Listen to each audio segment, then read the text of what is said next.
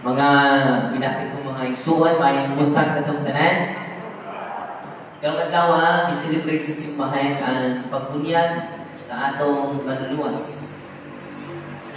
Dili nungutan na mga pinanggan atong mga igsuon na nanlayat na sa pagtuo.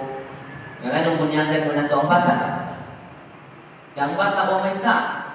Nakadungog na maron? Ang bata o may sa? Anong bunyagan mo ninyo? Ang tubag na to, kini ibangilyo na to. Nagpabunyagan si Kristo no isa. Samot na ta. Yan kita nagimugso ikan sa atong ginikanan nga nakapanunod ka sa ilang mga sala. Walang gitawag original sin. Asa man ang mabasa, nakapanunod ka sa ilang mga sala. Yan ang original sin, dili na actual sin. Ang actual sin, kana atong gibuhat ng kalapasan. Ano yung actual sin. Pero ang original sin, na panunod nato ang consequence, the negative consequence of the sin of our first parents. Sa una nato kay sila sa grasya. Bubong sila sa grasya. Pero sa dihang nakasaan mo na ito ginikanan, na tao ka, dili sa kabubong sa grasya. Kundi sa kakabus sa grasya, kawanay grasya. Muna gitawag original sin. Kasabot lang, pito-pito ko, kasabot ng tigas ko. Now, very logical. Panangitan nato ka, may pinaka nato sa loob niya. So, karoon mo lang nako, napusoy. Yung pag napusoy, di mo nahimugso ang imong anak. Kung sa may napanunod sa imong anak, ang imo bang kanato, imong kapusoy. Kabag. Uy. O na, napusoy sa grasya ang atong napanunod. Muna gitawag original sin. Nasabtan yung original sin? Uy. Pusoy sa grasya. Abunan siya sa grasya muna na itong ginikanan. Kamay balita karon mo ni. Sa may mga balita pagkat. Ipahalik ang kaabundansya sa grasya sa Diyos. Pinaagi. Sa pagihan. Uy. Sa pagihan. Pinaagi sa bunya. Mahon na. Isa may makabunya dito. Ikaw away. Bunyagan ka. Bunyagan ka. So kita matanan, hindi ka tapusoy sa grasya sa Diyos. Nga naman, kitang tanan na bunyagan. O muna nga, si Kristo, ditudlo din na to sa San Juan 3:5. Si Kristo? Ano ba? San Juan? Ang uban, hindi mo lista. Mag-sword press, pas-pas kayo. Pusay-pusay tibats. San Juan 3:5. Sige, sulti sa tagin mo. Gawas ang tao, dili man tao pag-usap sa tubig o sa Espiritu, dili siya kasunod sa langit. Balikan. Gawas ang tao, matao pag-usap sa tubig o sa Espiritu Santo, dili siya kasunod sa langit. Kasi may pasabot ni Kristo. Matupag ko na sa Ebanghelyo karon. Ingon si Juan, ako nagbunyag kaninyo, pinagi sa tubig. Apa na dunay mo sunod ka na ko, magabunyag kaninyo, pinaagi sa Espiritu Santo. Bukod pasabot din ang lingon ni Kristo matao, ang dili matao pag-usap sa tubig o sa Espiritu Santo, dili kasud sa langit, bunyag di ay. Ato simplify, gawas ang tao, dili mabunyagan, dili kasud sa langit. Grabe din bunyag no. O din may gitawag o primera grasya. Dili ka mulinso pagpakasal without baptism. Di sa ka mulinso o kumpirma without baptism. Ano man, lisod mong kain mulinso ka kwarta, ining padagan mo sa imong sakyanan. Kasi may matabo mo mulinso ka kwarta. May muli mo ron. Ini kulit niyo dito kwarta. Dito niyo dito permira. Kasi may tabo. Papaw inyo sakyanan. Mo sa na kinahanglan din ta muuna sa primera grasya na maunang bunyag. Hindi ka kasunod sa langit without baptism. Ang ginamit ni Kristo kung nabatayan ninyo, gawas ang tao. Dili matao pag-usap. Ang ginamit is third tao, generic term. Kasi yung gawas ang dagko, unang sayo, ang pagtulunan, nabunyagan, dagko na. Ang gigamit ni Kristo, gawas ang tao man. Ang tanan ko ninyo, ang batang tao dili. Ang tao. Ingon man ang mga pastor, mulikay lagi sila ani. Ang bata pada dili tao. Sa may lang bata, pastor. Bata, dili tao. Sama ko sa ero. Itoy, ang itoy dili ero. Kaya mulikay lagi sila ini. Ako ginan sila, pastor. Unsa may tawag dito sa babae na buntis, nagkadalang tao, nawaran, nagkadalang tao. Ganang sa naman blessing to pastor, yan trust ko, isipog mo gamay, ningon si Kristo, ang anak sa tao, tao usa. Sa iyo, is Kristo, ano pastor? Yung lusot pastor. So kaya bata tao man, apil siya sa bunyag, may masapot sa Ginoo, kaya bunyag na sumana sa Ginoo, alam sa tao. O nakita mga Katoliko, dili na nato paabton, nga budak ko ang bata, una pa bunyag. O nakita ang Katoliko, di-apil na itong bunyag ang mga bata. Yan naman kaya ang bata tao. Kaya kita Katoliko, kaya mag-agad na kita sa atong bakit sa amo, mudak ko. O niya na bunyagan, kaya gamay pang bakit. Tinaw nili. Yung kinako na sa baktin, nasakit po. Balik mo kag naing baktin. Yung anak ng taon, lakas sa siyang tuig, o pamabunyagin. Yan naman, nag-agad kasi mong baktin. Basta may tabo, masakit ang bata. Dagan ba yan na namatay na may bunyag? Yan tungkol kay importante kay bunyag, katawang sa Diyos, pamati. Pwede mo magkabunyag. Pwede mo kabunyag pa tayo. Pwede.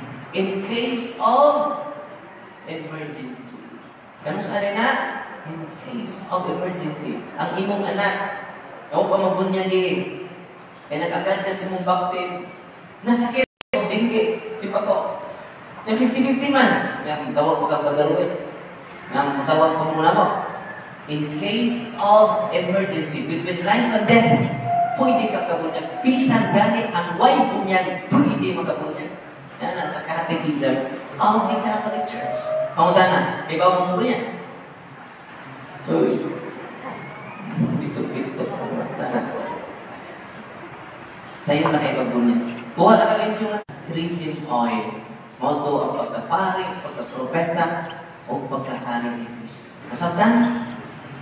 Di na ito akay bunyagan, kay palit magbunyag. Gawas na nagbunyag ka sa ngalan sa Ginoong Jesucristo. Ako nagabunyag na rin mo. In the name of Jesus, invalid to. Anang gibunyagan nga in the name of Jesus of Nazareth. Hindi na valid. It should be Trinitarian formula. Kasi formula, Trinitarian. I baptize you in the name of the Father, and of the Son, and of the Holy Spirit. Klaro? Dili. Ako nagabunyag kanino sa ngalan sa Ginoo sayop na. Dili nga valid. It should be a Trinitarian formula. Klaro? Wala nga, importante kay bunyag. Yung pinaagi sa bunyag, maluwas kita, ikaduha, mahimo pinangsakot sa lawas sa Ginoo. Ikatulo, na himo na tang-anak sa Diyos panahon sa bunyag. O kitang sa bunyag, abli ang langit, tumingon ang tingog, ang amahan, kinisya. Ang hinangga ko na lang. During kayo sa bunyag, makaigsunan, maabli sa langit. O gi-adapt na tanong sa Diyos. Isip, iya, mga anak. Kung mo gunan, kung landungan na anak ka sa Diyos, puno na ka sa paglao. Imagine naka-anak ka sa Diyos. Di ba ang uban, proud ka ayo, na mahimo silang anak sa miyo? Anong iso mo kaya? Anong iso mo gano'n? Anak na sa miyo, ay kung dyan sa gano'n, isa ba lang nagsighasid yan, anak na sa presidente, digong anak na sa presidente. Gano'n, grabe man lang confident. Grabe man nilang kumpiyansa because they are son of the person. Pero nakaigsunan, gano'n, Nagaw pa mong pagkaanak sa presidente. Ganun din ang tanan, anak sa Diyos. Amen. Atong pagpakan ang Ginoo. Pinahagi ka na sa kabubog sa grasya sa Diyos na atong nadawat. dinak sa sakramento sa Biblia. Kanya tumiyaling at daw kapon, adunay usa ka anak sa pastor, anak o pastora, naman pastora, iyang mama, pastor, iyang papa. O kagahapon, nato siya namunyagan. Kailan bunyag kay the name of Jesus Christ. Nagkagahapon pa niya, before sa Sabado, Bernes sa gabi, nag-Rosario Day, naban siya. Nag-hilak siya ng Rosario. Dahil hilak ko kahando ka punyagan ng ma. Sa bagal nag-hilak ko kay naghandog ko sa Rosario pa din. Kaya mahal na galing ba? Ako raman yung i-atake sa una. Pero amay Malaysia nga. Dampan, amay Malaysia nga sampito. Walang wako kapugong padre. Kasi manilid sa ikaupat, ikatulong ng misteryo. Wako kapugong padre sa kanila. Padre, ikaw ka, andam ko magpakamatay sa akong pagtuo nga nanawag ka. Hindi agad siya siya karoon, simpa. So, hindi na kami na. Yan naman, hindi na ka imong amahan pastor. Imong amahan, pinahan pastoran na. Grabe ba yung Bible school dito? Kamas na Sunday school, isip na pabalhinon. Ano man, grabe kayo ang foundation sa doktrina. Kaya ada Domingo doon. Yan siya po yung nagtundok sa mga bata. Ngunit doon na nasa simbahan niya di-andam para sa ikaw. Kasi musunod lagi. Anak, kanang simbahan na natin kayo na pastor na rin. Nag-train siya mahimong pastor. Mahimong din. O bingon siya, naligid ako musunod sa simbahan ni Papa. Mabalingin ako sa tinuod na simbahan. Bilang mo na. Pero ang katuloy ko mabalingin o born again, aglipay, o sa pag-ubang mga tinuwa-tinupunta ko. Hindi ang bilang ko. Kaya naman, ignorante man. O, wapay, may kusali. Hindi na milagro.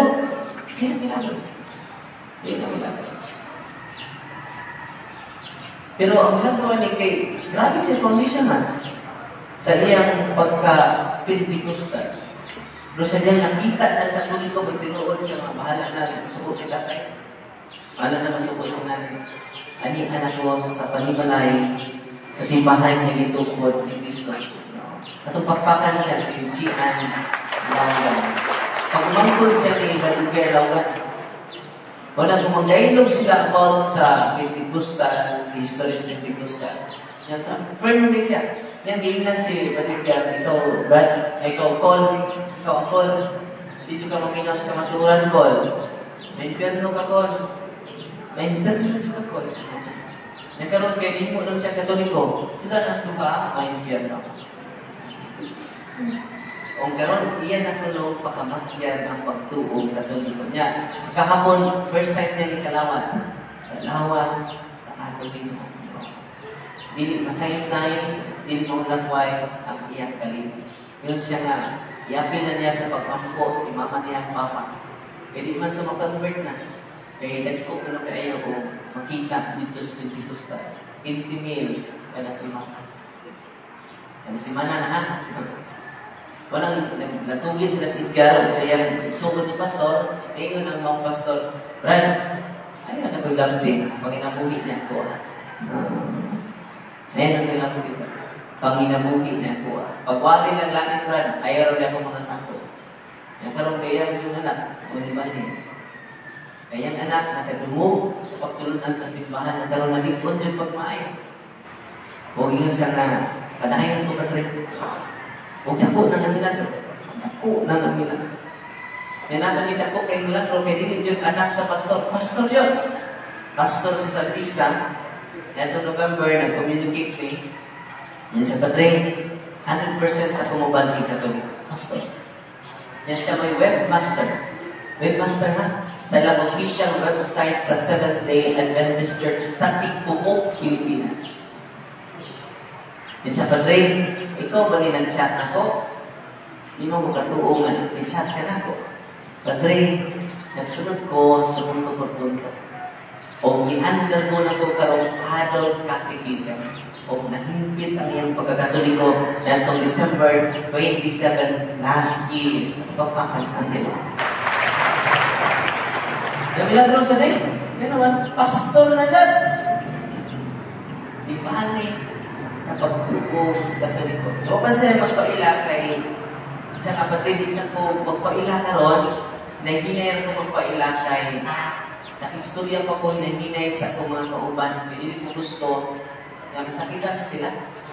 Nga ako pagbiyak, padre, hindi tungod kayo na dumugto sa akong pagtuong sa Krista kayo. Akong simbahan, padre, pamilya na ako.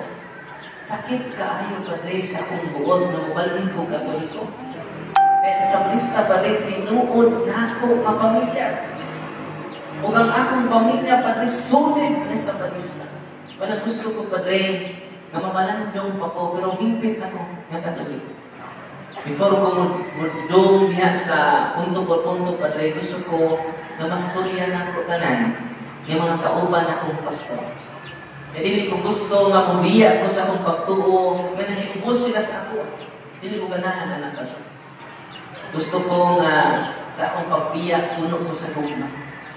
Gusto ko sa akong pagbiya, puno ko sa pagsabot. Hindi puno sa kahiubos. Kung muna yung gusto, padre. Nya, dugay mi ng istorya, alas 3, kadlaw, nahuman ang istorya. Kung ingon siya, padre, higpit na akong katoliko niya itong December 25. Kaya padre, ay kagool, makiguban ako ni mo sa maabot niya. Muna rin sa Pabluran, 3 years nagpakahilong. Kuman sa 3 years, grabe na yung pagsakyaw sa maayong balita. Tapagpakan ang Pinoy. Kung inundo mo, atong YouTube channel, kung ako mo ka-subscribe na mo, kaya mula ka mo rin katapusan ng ka-subscribe. No? Ang uban, nag-subscribe na sa YouTube channel natin. Na-take down na itong YouTube channel na itong naging mga adlaw, naging mga buhay. Ang nag-take down ni mo ang ad production. Saan ang ad production? Ang Daming Daan production. Sumunod yung take down sa atong YouTube channel. Kanya doon na yung member dito sa ad production, may magkulang ibalik po katoliko, si Gabriel D. Guzman. Ngayon sa patray pa sa ilua ako, kayo sa ko sa inungdan, na take down ang imong YouTube account. Pati sa'yo itong akong gihimo, nahimo kong fanatic ni Soriano. Pero karon patray na buksan ko na kung dibalik siya, neto November 2020. So, paano niron ang namalik? No? Sa ating pagtuon. Tabangin ko ninyo ang pag-subscribe lang ninyo o pag-share sa atong everyday na ipang-upload sa YouTube account nato, YouTube channel. Ako, impact. Nakano lang, nanawag na ako. Ni-report, manggagawa din siya sa FCGI. Ang dating lang. O, ibalik na po siya sa Katoliko. Wow. But yun na ba nila, no? Yung gusto nila, close na, no? Wala nang buwagan ni Kulis doon, ibang, no? Ikidlat na ang inyong parang nila siya doon. Una nga, manggagawa siya, karoon na siya. Communicate na siya. Karoon na. Manggagawa siya sa Antipulo. Sa MCGI. Sa MCGI? Member of the Church of God International, MCGI. Ang dating daanan. No? Karoon na dyan, padong kung naong na rin nanawag, na-communicate. Padre, pastor na ko. So, kato si Gabriel, member na ko. Kini manggagawa na dyan. Nga, nibalik sa kaula. Sa tinuod niya. Tabangin ko rin niyo, pinagis pag-share lang, pag-subscribe. Daghan na ta. Mga igsuon, ini mga igsuon na to, kaya nalaya sila yung pagtuo, nandun din sila matudui. Bisan pag nahimo silang dako sa laing pagtuo, hindi sila matudui sa pagtuo katoliko. Tinood nila. Wala panahon na karoon nga ato silang tuduan, uban ang gugma, uban ang pagpaubos, uban ang kalumok, uban ang kanasi. Amen. Kung nabot nga atong subscriber, 20,000 subscribers, no? Ako mag-expect, no? na mabutan niya. Every day, yun 100 subscribers mo abot. At pagpakan ang Ginoo. Kaya kinakatuloy ko at ang TV station, Ginoo dili. Ang Iglesia ni Cristo ang dating daan, doon ay kaugalingong TV station. Katuloy ko. Ningon ang mga elder si Ismael Manasa. Ang elder ito ni Balik, minister sa Iglesia, sa Barista. Padre, minimyon man ang gasto sa TV station. Nilano ka mong katolikong pagkat man kayo mas ipong kalibutan. Iwa man mo'y gamay naman kayo mong gasto. Amo, minimyon man. Yan naman padre. O sige na di man ninegosyo ako ha. Kung nagiging mo invest kung dako dihan sa pag-advertise, sa pagtuo. Na naman, di man ninegosyo. Mga di padre. Wala na, wala tayo registration. Wala. Wala ganit tayo gasoline station. Una ka, namangin ko ninyo ang little na pag-share ninyo sa itong mga everyday. Kung kamutan na mo everyday, mag-upload ka, mag-edit ka mga video para dagdag ka ng habot. Yung mga pastor na nilamanig ha? Dili na di ordinary yung membro. Mga leader na niya sa nalaing pagtuo na manig sa simbahan. O, nagpabunyan dyan. Atong pagpakan ang ito. Ito lang kini ang simbahanan nga pagkatumanan sa pag-ampo sa Tugino. Sa may pag-ampo sa Tugino. Mali pag-ampo sa Tugino. Taong kaamahan, ang tanan niya mutuukan ako. Mahiusa sila. Ingon nga, ikaw o ako. Usa. Pabingon pa dyan si Cristo sa San Juan Chess 16, adun na papidag ng mga karnero. Nga wala mas top din ibang tuloy. Gusto ako mapuhapon ko sila. Aron mahimo silang usa. Ubos sa usa ka magbalantay. Kinsa man ang magbalantay? Sa San Juan 21:15-16, tingnan niya si Pedro, gihigugma mo ba ako? Dito pag si Pedro, oo, gihigugma ka. At timanan ang ako mga karne. Pakanaan ang akong mga karne. Kinsa nila yung ubos sa magbalantay? Si San Pedro. Si San Pedro may una lang sa itong pangkat. Kinahanglan ay mahimot ang usa o boso sa magbalantay na makuha ang Santo Papa nga sumusunod ni San Pedro. O mo na kinatumanan ng karon. Ayaw ka mo kahadlok sa pagpaampil sa inyong pagtuo. Dagang masakitan. Truth, church, in order to heal us. Isulti ang kamaturan. Kaya isa pa yan. Eduktan. Basta ito ipaambit ang kamaturan. Nagibilin ni Kristo. Kaya pinaagi sa kamaturan, makabaton kita kagawasan. So sa ito, ang kamaturan lamang may muhatod ka na itong kagawasan. Kagawasan sa mga kabakakan. Kagawasan sa mga pamilya. Ang kamaturan lamang. Amen. O, panayin ka sa pag-ampo, nakita saan, masama tayo sa Juan, na puno sa pagpaubos. Dalawang Ebanghelyo kagahapon. Si San Juan puno niyang kalipay. Sa pagkaibaw niya sa Jesus na ila o madayan. Saan kung dunay mailaw o madayan, masinaw ka. Ila ko na. Anong si Juan? Tapos kaibaw ko na. Di ka malipay. Kung dunay mulabaw na ito. Karoon makiksunan. Atong batunan ang kinaiyan ni San Juan Magmulnya. Puno sa kalipay. Ano man, tingin siya, pagkadungog niya ni Kristo, He must increase and I must decrease. Kasi kisulti ni San Juan, He must increase and I must decrease. Grabe no? Kung hindi puno ang imong kasing-kasing sa kalipay karon, tungod na kay puno ka sa pagkataas. Puno ka sa kasino. Puno ka sa bayan.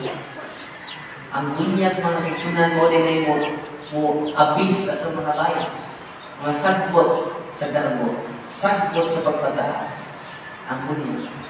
Ang bunyagan tayo din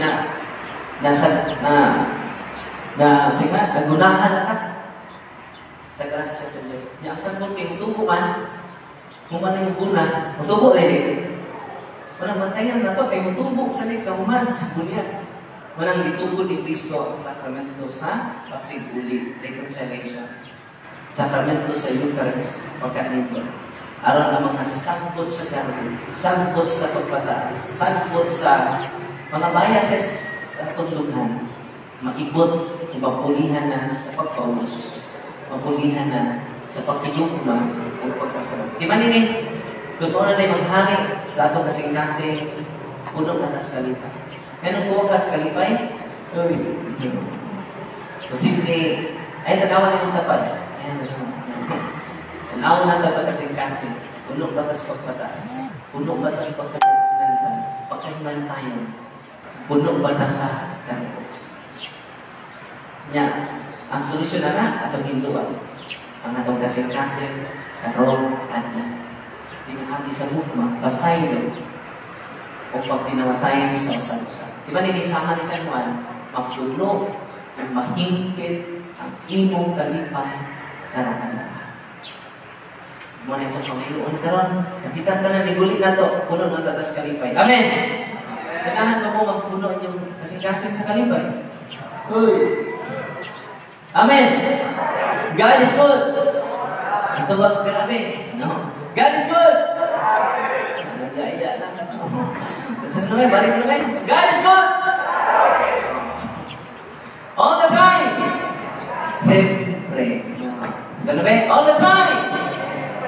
Nag-iintay naman. Wala nga. I hope ako mag-ampusan. Kita, ako is pare, kita, nigulit na ito. Hingpit na ito ang atong kalipay. Amen? Kung mo na'y limuhaan ninyo, ayaw mo niyong lain. Ang una mo natin palimuha para mahingpit ang atong kalipay. Huwag na lang atong nagway, sige, bukot. Hindi mo nahingpit. Sige tag-lumot, sige tag-hiubos, sige tag-pataas. Ang kansika, luoy. Ya, tungod kay sikap kay boss, na sikap maoy. Dalaman na Facebook niyo, si maoy. Sila ka-post sa kay boss. Luoy kita. Karon mo kay sunan, o sarap ito pa kanto Lord, karon luminggo ka ba? Hingpita ang atong kalipay. Ya, kung mahingpit ato kalipay, di ba nini? Atong panimalaykaan. Ang atong katilingpan, atong parokya, hayahan. Amen. Ang igsuon ato karong ipadaya, doon na yung sa malingkod na kay doon na yung mga bagong officialis sa mga altar boys. Palihog kami sa tuga, natuan yung mga muhatag ipanaan, isip mga bago, nila mga mualagan sa mga kabataan, dinanganagad sa altar. Our Lady of Life Parish, the newly elected members of the Knights of the Altar. Palihogan sa tunga, President Mateo Dulas, Vice President Mulems Terrell, Secretary